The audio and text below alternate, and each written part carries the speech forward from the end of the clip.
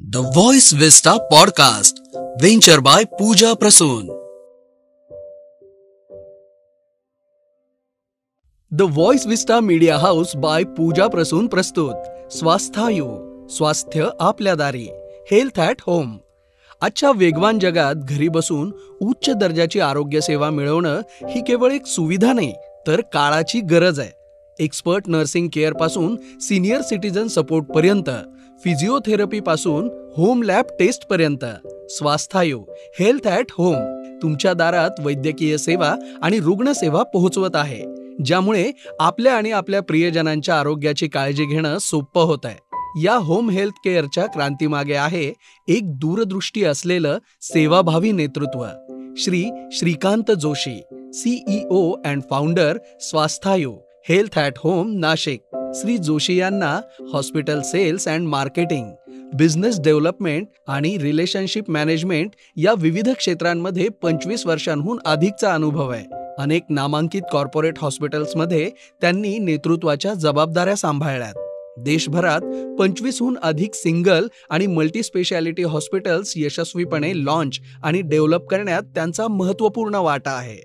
आता त्यांच्या अनुभवाची आणि दूरदृष्टीची जोड होम हेल्थ केअरमध्ये, जिथे प्रत्येक रुग्णाला त्याच्या घरीच उत्तम वैद्यकीय सेवा आणि रुग्णसेवा मिळणार आहे. चला तर home health care, expert guidance आणि पेशंट फर्स्ट केअर बद्दल जाणून घेऊया, फक्त स्वास्थ्यायू, हेल्थ ॲट होम सोबत.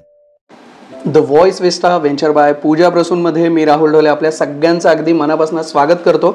आणि आपला शो आहे ज्याचं नाव आहे स्वास्थ्यायू टॉक्स हेल्थ ॲट होम. आणि यासाठी आपल्यासोबत बोलण्यासाठी आहेत आपले आजचे तज्ज्ञ श्रीकांतजी जोशी सर, जे फाउंडर आणि CEO आहेत स्वास्थ्यायू हेल्थ ॲट होम या संस्थेचे. तर सरांसोबत आपण मागच्या पॉडकास्टमध्ये बऱ्याच गोष्टींवरती बोललो होतो की होम हेल्थ केअर आजची गरज कशी आहे आणि हे कसं वरदान ठरतंय खूप साऱ्या फॅमिलीजसाठी आणि रुग्णांसाठी.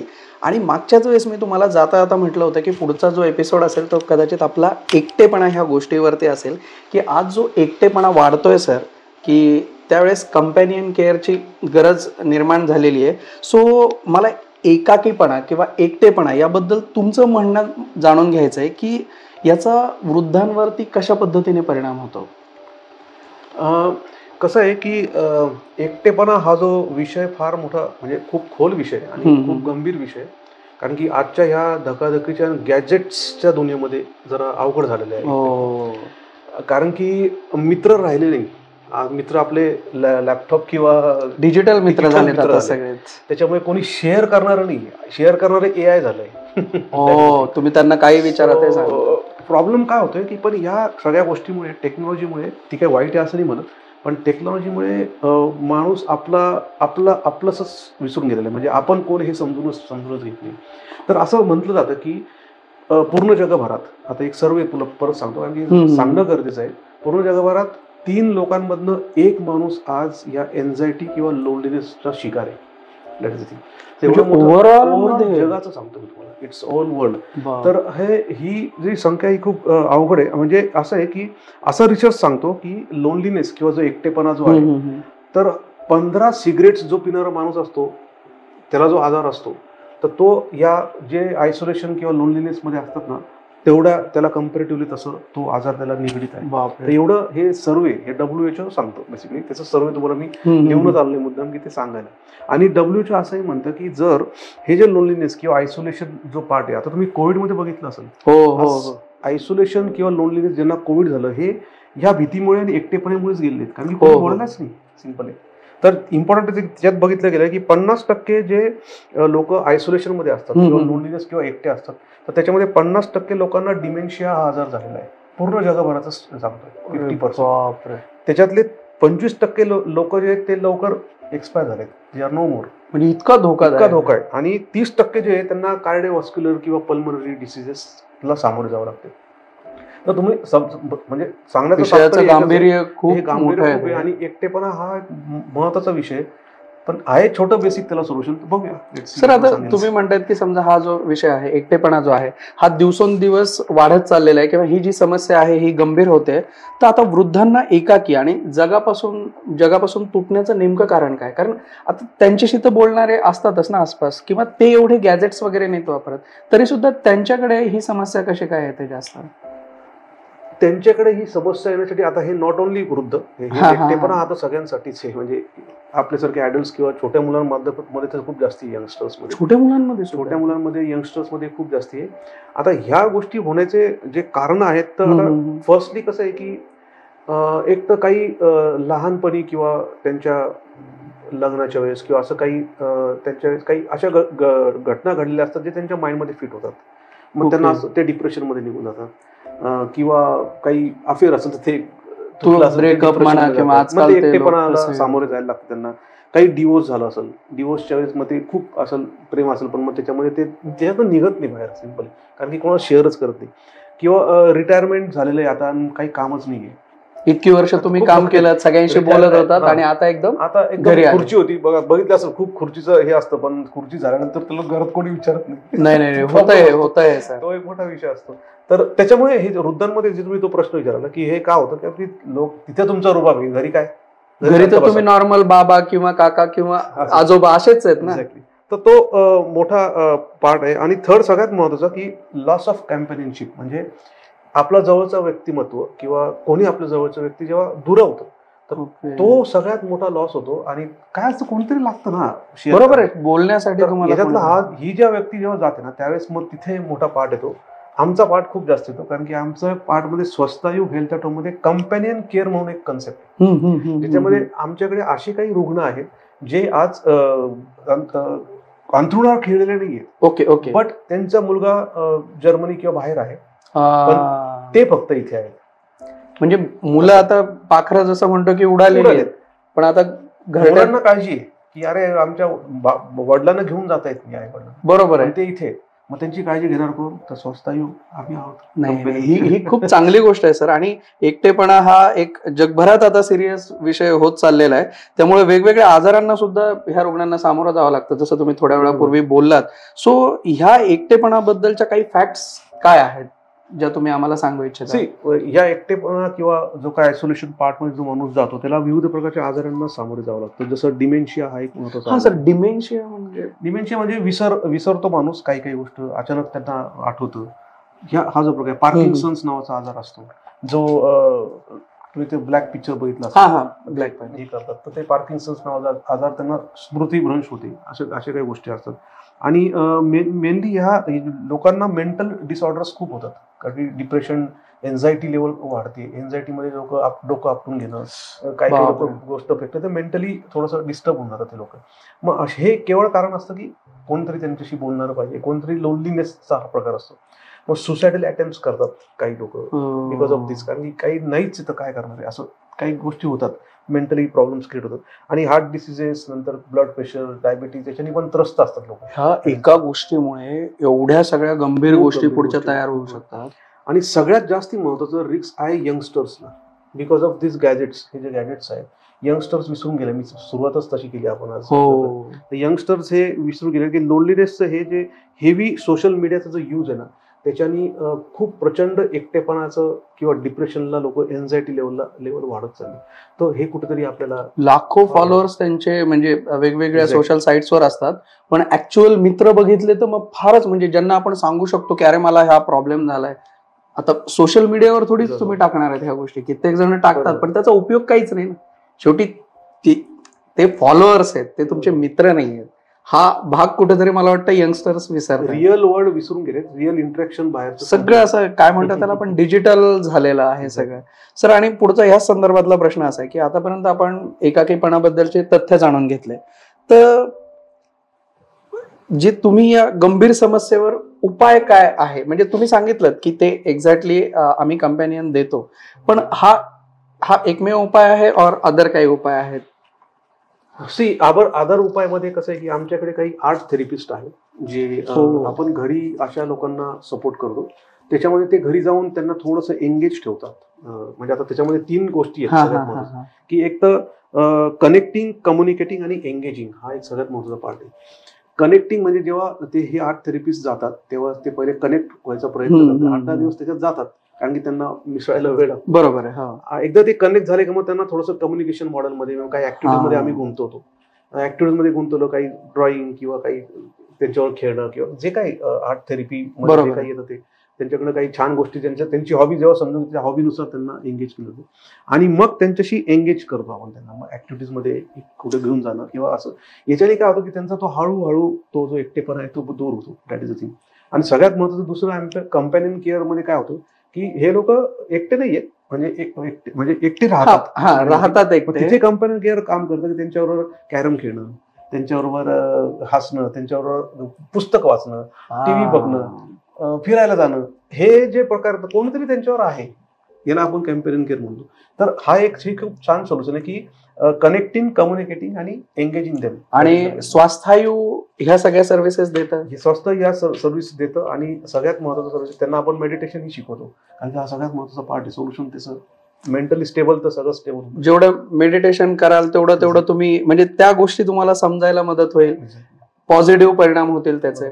तर स्वस्तायू कंपॅनियन केअर जी आहे ही आमची एक छोटीशी युनिट आहे. त्याच्यात आम्ही ह्याच गोष्टींना प्राधान्य देतो. आज नाशिकमध्ये येणारे क्लायंट्स खूप आहेत. आज मुलं बाहेर आहेत पण आई वडील, नाशिक छान आहे ना, इट्स खूप सुंदर. त्याच्यामुळे लोक इकडचे ज्येष्ठ नागरिक म्हणतात की आम्हाला कुठे जायचं नाही, आम्हाला नाशिक आवडतं. आता सोडण्याची इच्छा नाही की मुलं भले तिकडे आहेत पण मुलं जी आहेत ती इथे रुजलेली आहेत, त्याच्यामुळे आता इथून जाण्याची इच्छा होत नाही. मग तशा लोकांना मग त्यांना काळजी ना, आई वडील पडले दडले मग काही झालं तर ते खूप गंभीर समस्या आहेत. म्हणजे मी नाव नाही घेत पण मला वाटतं आता काही महिन्यांपूर्वी किंवा 1-2 वर्षांखालचीच गोष्ट आहे की खूप मोठे नट होते आणि ते मला वाटतं पुण्यामध्ये राहत होते. त्यांचं तेच राहत होते, मुलगा वगैरे सगळे आहेत पण त्यांनाच एकटं राहायचं होतं.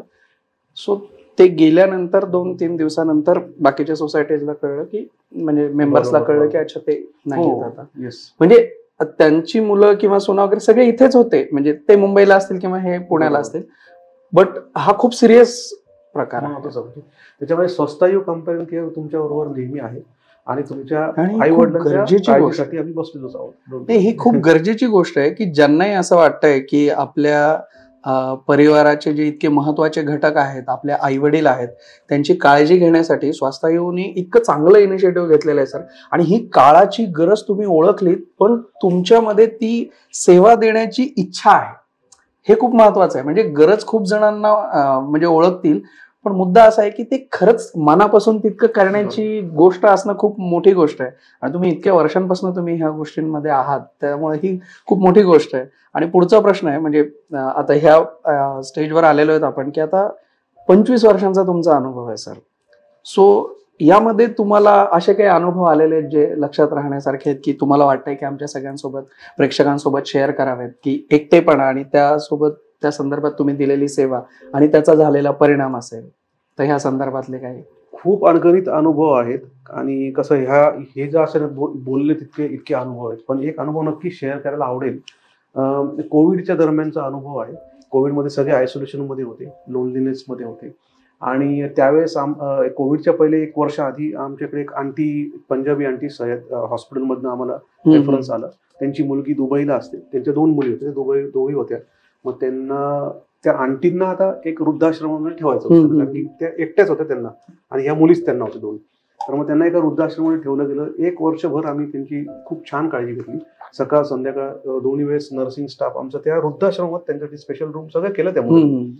तर ते त्यांना येता नव्हतं येत कारण की हे मध्ये यायच्या त्या. तर खूप छान एकटेपणामुळे त्यांना डिप्रेशन आणि एन्झायटी लेवल वाढली. पण हळूहळू या आमच्या ज्या स्टाफच्या ह्याच्याने त्यांना ते एकदम फॅमिली आम्ही फॅमिली होत गेलो. आम्ही बऱ्याच वेळेस मी माझ्या मुलींनाही त्यांच्याकडे कधी घेऊन जायचो. त्यांना काही आवडतं ते काही स्वीट्स घेऊन जाणं किंवा काय, शी वॉज फिलिंग गुड, म्हणजे खूप छान वाटतं, फॅमिली सारखं झालं. पण जेव्हा कोविड आलं तेव्हा त्यांना कुठून तरी ते कोविड झालं आणि that was a very alarming किंवा that was a very emotional गोष्ट झाली ती. पण झालं काय, इमोशनल अशी ते मुलींना इथे येत नव्हतं. बरोबर. आणि इथे करायचं काय. मग या कोविडचं आम्ही त्यावेळेस आंटींना आम्ही प्रॉपर हॉस्पिटलाइज केलं, आमची टीम प्रॉपर घेऊन गेली, त्यांना प्रॉपर ट्रीटमेंट दिली गेली. पण कळत न कळत कोइन्सिडेंटली शी वॉज नो मोर. पण अशा वेळेस कोणीही फॅमिली नव्हती. बरोबर आहे. तिथून त्यांना प्रॅक्टिकली येणं शक्य नाही आणि इथे कोणाला म्हणजे काय करणार ना. तर मग त्या मुलींना आम्ही व्हिडिओ कॉल केला, त्यांना म्हणतो चिंता करू नका. त्यांना व्हिडिओ कॉलवरनं आम्ही स्वतः फ्युनरल केलं आणि we were acting parents too. That was shocking. पण एक अशी पण गोष्ट असते, पण मनाला खूप बरं वाटलं की ते झालं, त्या सगळ्या गोष्टी त्या गोष्टी झाल्या. तर दे वर ऑल्सो ब्लेस्ड. ते अजूनही टचमध्ये आमच्या. पण आईंची शुश्रूषा 1 वर्ष करता येते, ते 1 वर्ष आधी कदाचित हे झाले असते, कारण लोनलीनेस ते होतच. पण ही एक अशा काही गोष्टी आम्ही करत असतो. आणि कोविडमध्ये जवळपास आम्ही 500हून अधिक लोकांना आम्ही घरी ट्रीट केलेले. आणि ते सगळेजण आज जगतायत. ते एक अजून वेगळं फिलिंग आहे, कारण की आम्ही पीपी किट घेऊन आमचे नर्सिंग स्टाफ जायचे, ते चेक करणं, पल्स ऑक्सिमीटर, हे सगळ्या गोष्टी आम्ही करायचो. तर अशी काही वेगळं खूप छान काही काही गोष्टी ज्या असतात ना त्या खूप शब्दांच्या पलीकडे असतात, की ते ज्या भावना ज्याला आपण म्हणतो ना, फिलिंग्स ज्या आपण आजकाल विसरत चाललेलो आहेत, त्या भावना ह्या आहेत, ज्या फिलिंग्स आहेत, की ह्या गोष्टी तुम्हाला ना पैशात मोजता येतात. आता घरच्यांची जी शुश्रूषा आहे ती आपण पैशात नाही मोजू शकत. तिथे शेवटी सेवाभाव हा लागतोच. आणि तो सेवाभाव तुम्ही इतक्या वर्षांपासून कंटिन्यू केलेला आहे सर. त्याच्यामध्ये कुठलाही मध्ये गॅप नाही, काय नाही, सतत सलग तुम्ही हे काम करतायत. त्याबद्दल खूप म्हणजे तुमचे जेवढे धन्यवाद मानावेत तेवढे कमीच आहेत. जाता आता आमच्या प्रेक्षकांना तुम्ही काय सांगाल? प्रेक्षकांना मी एवढीच नम्र विनंती करेन की आपल्या मोबाईल, आपले फ्रेंड सर्कलपेक्षा आपले आई वडील, आपल्या घरातले लोक असतात, थोडासा वेळ द्या. थोडंसं त्यांच्याशी सगळं हे साईडला करून प्लीज बोला, कारण की यांना कोणीतरी हवंय बोलणार आणि आपणच आहोत आपले families, because we love our family. आणि दुसरी सगळ्यात महत्त्वाची गोष्ट की मेहनत हे मी करतो. बरोबर, हे तुम्ही कराल की नाही आय डोंट नो, बट 1 महिन्यातनं 1 दिवस असं ठरवा की डिजिटल डिटॉक्स डे तुम्ही करा. गॅजेट्स आपल्याला महत्वाचे आहेत, पण गॅजेट्स पेक्षाही आपल्याला आपली फॅमिली महत्वाची. तर 1 दिवस आपले मोबाईल, आपले लॅपटॉप साईडला ठेवा आणि आपल्या फॅमिलीला घेऊन जा, विदाऊट लॅपटॉप आणि विदाऊट मोबाईल. नवऱ्याला आपल्या बायको बरोबर वेळ घालवता येईल, बायकोला आपल्या नवऱ्याबरोबर घालवता येईल, मुलांना आपल्या वडिलांचा वेळ घालवता येईल, आई वडिलांना एकमेकांचा टाइम देता येईल. याच्याने आय थिंक खूप मोठं लोनलीनेस आपण घालवू शकतो.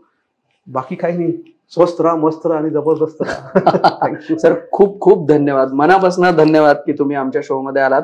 स्वास्थायू टॉक्स हेल्थ ॲट होम मध्ये हे होते श्रीकांत जोशी सर, जे फाउंडर आणि CEO आहेत स्वास्थायू हेल्थ ॲट होमचे. आणि मी राहुल ढोले तुमच्यासोबत इतक्या वेळ बोलत होतो. The voice vista venture by Pooja प्रसूनने हा शो तुमच्यापर्यंत आणला होता. आणि सर खूप मनापासून परत एकदा धन्यवाद. थँक्यू. लवकरच भेटूयात नवीन विषयासह. तोपर्यंत आपला दिवस शुभ असो. मनापासून धन्यवाद. थँक्यू.